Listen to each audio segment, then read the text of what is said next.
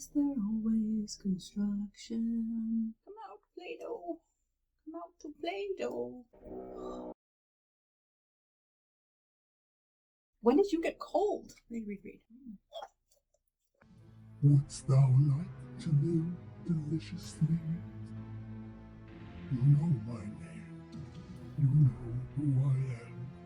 You know from whence I come. Yeah, it's me. It's Black Phillip. Your inability to control your impulses and attention span, and the thrill of the dopamine chase. That's me. I'm personified. Oh God, not now, Phil. You have the worst timing. Oh, should I come back later during office hours? There's no timetable on living deliciously, Emil. Seriously, Phil. I already storyboarded this whole presentation, but now I can't find it, so I have to start over from scratch. So? What do you mean, so? All that work is gone now. And thanks to you, my short-term memory is shit. If you lost it, it clearly wasn't important enough to remember. Object permanence is such an overrated skill. It was important, though. Hey, the dopamine train waits for no one. Yeah, normal brains reward people for doing uninteresting things all of the time. Spit that word out of your mouth. Which word? Normal. Okay, all right. I promise, no reproducing neuronormativity while I battle with myself. Good. Now, what would you even do with an important space nervous system? Get your car registration sorted? That's not just me, you know. You gotta call the PDA department for that one. You mean the pathological demand avoidance department? No, I mean the persistent demand for autonomy department. Oh, damn, I called them months ago, and I think I'm still on hold. Oh, persistent demand for autonomy department. How can I help you? I called to complain about the holdup on my ability to complete basic logistical tasks months ago, but y'all put me on hold, and I still haven't heard back. Hold, please. Sucker. It happened again, didn't it? Yep. Okay, now this is officially boring as shit. Come with me, and you'll be... Stop it. You're in league with them. Let's go. I love a good fight. You're like a child. You won't let me focus on anything important. You never let me choose where my attention goes. I'm barely keeping up with the work I actually get paid, barely paid, to do. You are overvaluing control, Emil. Aren't you always writing about the contingency of our knowledge-making practices? About how we should be giving voice to the silenced but integral heteronomy at the heart of our thinking practices? Let's face it, by challenging your internalized neuronormative model of self-control and executive function, I make you a more creative thinker. If I can't get my shit together and present my work or publish it, all that hyper-focused labor is for nothing. I have no patience for the tedium of logistics, networking, or self-promotion. They do not spark joy. Blech. Not delicious. Don't you mean being responsible, organized, collaborating with others, and forming community? Oh, I said what I said. The fact that some people can't tell the difference between forging community and networking isn't my fault. The fact that I can taste the difference means that I call up the PDA department whenever you're in danger of complying with an arbitrary set of demands. Knew it. You're in league with that skull. That skull happens to be a master of anti-capitalist sabotage. How do you think they lost their lower jaw? No pass it on! Non-compliance is resistance. We will not work for beans. We demand pleasure in our work. We demand liberation from capitalist Okay, calm down. I get it. Despite decades of criticism, academia still reproduces the banking system of education at every turn, demanding a unity of attention and energy that flattens the depths and contours, the subtleties of the knowledge-making process.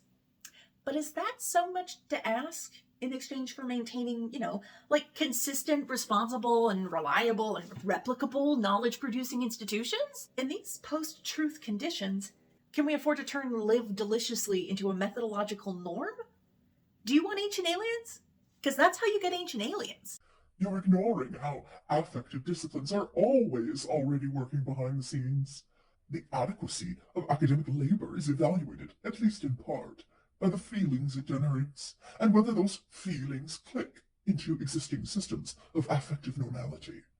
Live Deliciously just asks us to pay attention to how our pleasures are teachable, historical, and political, and pushes us to ask, for whom is this affective economy delicious?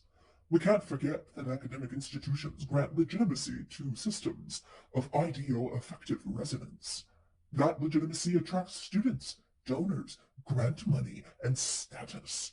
You want a Hillsdale College? Because that's how you get Hillsdale College. Point taken. So pitch it to me. What's the benefit of my interest-driven cognition, other than, like a queer crip failure to comply with the norms of neuro and hetero-repronormative models of maturity and To success? spare your audience another minute of my spooky voice, I'll invoke the spirit of Saint Bob. Everybody loves Saint Bob. Take it away. Well, it's lovely to be here with you, Philip and Emil and all y'all at AAR. Especially now that, because I'm here, the original title of Emil's presentation makes sense. Because, as I always like to say, when we're doing what we love, we don't make mistakes. We just have happy little accidents. Like that. Who knows what can happen next? The distractedness of our interest-based cognition as neurodivergent people lends itself to the recognition of multiple existing, overlapping, interpenetrating, interpretive registers of experience, all operating simultaneously, though not necessarily harmoniously within every successive moment of experience. So, in my distraction and my distractedness, I have less control over where my focus and my interests lie, and that can make me more sensitive to new potential attractors, calling out for my attention, participating in the play that makes for every successive moment of experience. So, distractions cue us into recognizing potential forces of agency, domains of relevance, and situating conditions that are relevant to whatever I'm thinking about. Is that sort of what you're saying? That's right, Emil. Think about sources of distraction as dance partners who you didn't realize had been on the floor with you all along. Treating accidents and distractions as agents in their own right, rather than as our failures, allows the real challenge of otherness to shine through that cadmium blue. So, put that way, does distraction even really exist? Or is it just a matter of sort of switching between attractions? Distracted moments are moments of recognition. What else might this thought become?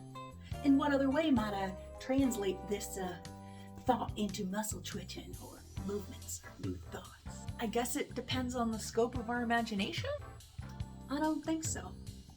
Remember, we're not in total control of our distractions or our distractedness. Willpower is not a feature of the ADHD mind, unfortunately or fortunately.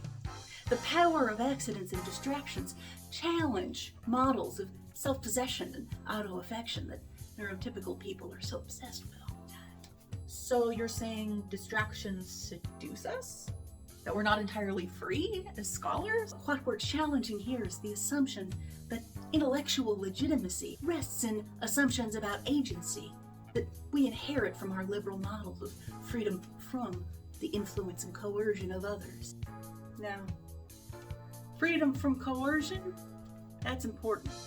Freedom from influence, though, I don't know if that's possible.